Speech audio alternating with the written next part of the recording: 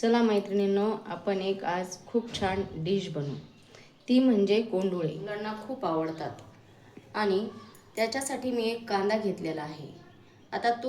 आता कांदा मी बारीक करून घेत आहे. हे असा बारीक करून घ्यायचा कांदा. झाल्यानंतर एक टोमॅटो घ्यायचा आहे. असं मी पीसेसमध्ये बारीक करून घेतलेलं आहे. आणि डाळ अगोदर शिजवून ठेवलेली आहे. त्या कोंडुळ्यासाठी लागते ही डाळ. आता त्याच्यामध्ये काय केले, मी ती डाळ काढून घेतली आहे. त्याला मी रवीने घेतलेली आहे आणि मग एक ते कुकरमधून पातेल्यामध्ये काढून घेतलेली आहे. आणि कुकर आता गॅसवर ठेवलेला आहे आणि असं गॅस पेटवत आहे. त्याच्यामध्ये मी हा कांदा घालत आहे. तो कांदा चांगल्यापैकी फ्राय करून घ्यायचा आहे आपल्याला. त्याच्यामध्ये तेल टाकायचं आहे आणि चांगल्यापैकी तो कांदा आपण फ्राय करून घेऊयात. ते फ्राय झाल्यानंतर त्याच्यामध्ये टोमॅटो टाकायचे आहे. मग जिरे, मोहरी आणि तिखट, मीठ, मसाला हे सगळं साहित्य त्याच्यामध्ये टाकायचं आहे. मीठ चवीनुसार. त्याला अशा प्रकारे हलवून घ्यायचं आहे. मग कांदा चांगल्यापैकी फ्राय होऊ द्यायचा.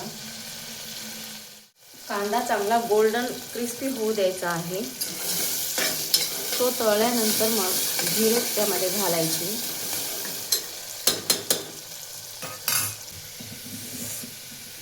अशा प्रकारे कांदा तळून घ्यायचा आहे. त्यामध्ये जिरे घालायचे आहे आणि त्याच्यानंतर टोमॅटो घालायचा आहे.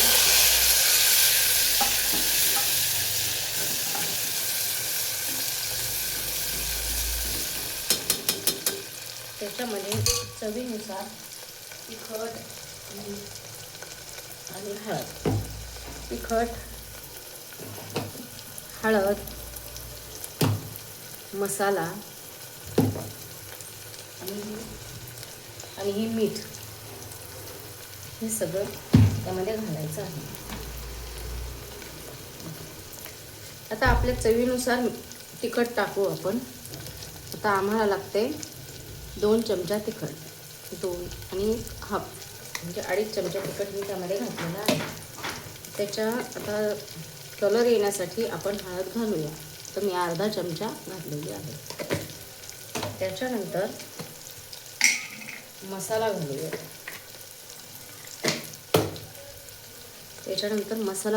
तो पण मी अर्धा चमचा घातलेला आहे.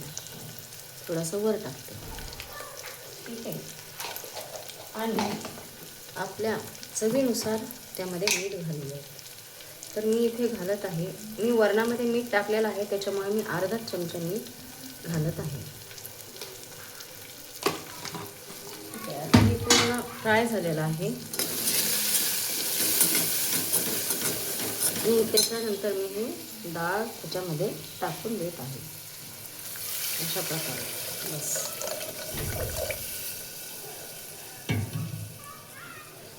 आणि थोडंसं पाणी पण घालत आहे मी त्याच्यासाठी. ते मग शिजते, पाणी कमी पडू नये म्हणून त्याच्यामध्ये घालून देत आहे पाणी. अशा प्रकारे ही कोंडुळ्याचं वरण झालेलं आहे. त्याच्यासाठी आता त्याच्यामध्ये आपण गव्हाचं पीठ घ्यायचं आहे. गव्हाचं पीठ घेतलेलं आहे. त्याच्यामध्ये मीठ घातलेलं आहे आणि थोडंसं पाणी घातलेलं आहे. म्हणजे आपल्याला आपण पोळ्या करतो तसंच पीठ मळून घ्यायचं आहे. आणि मग त्याचे काय करायचे आहे, आपल्याला असे कोंडुळ्यासारखे बनवायचे आहेत. आता हे अशा प्रकारे कणिक मळून झालेलं आहे. आता चला कोंडुळे बनवूयात. आपण कोणत्याही शेपचे बनवू शकतो. असे लांबट बनवू शकतो किंवा त्याला गोल करू शकतो. आपल्याला जसा आकार द्यायचा तशा प्रकारे आपण बनवू शकतो. हे आपलं वरण झालेलं आहे. त्याला उकळी पण आलेली आहे. ते एकदा फिरून घ्यायचं आहे त्याच्यामध्ये चमचा आणि काढून ठेवायचा चमचा. आणि अशा प्रकारे गोल गोल करून मी आता त्यामध्ये टाकत आहे. मग त्याला चांगलं शिजू द्यायचं अर्धा तास. आणि त्यानंतर वेगवेगळे शेप्स बनवून घेतलेले आहे. आता ते आपण डाळीमध्ये घालूयात. अशा प्रकारे सगळे एकदाच घालून दिले तरी चालतात.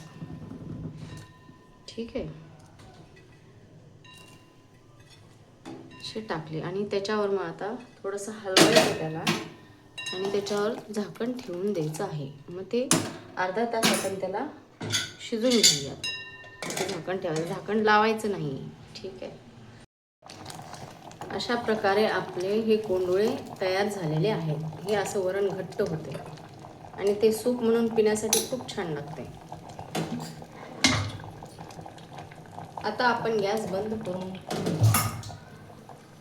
मग खाण्यासाठी आता मी सर्व करत आहे.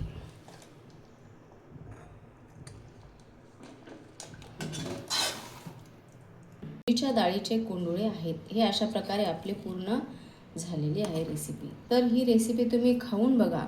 खूप टेस्टी आणि यम्मी झालेली आहे. तर तुम्हाला आवडल्यास लाईक, सबस्क्राईब आणि शेअर करा. धन्यवाद.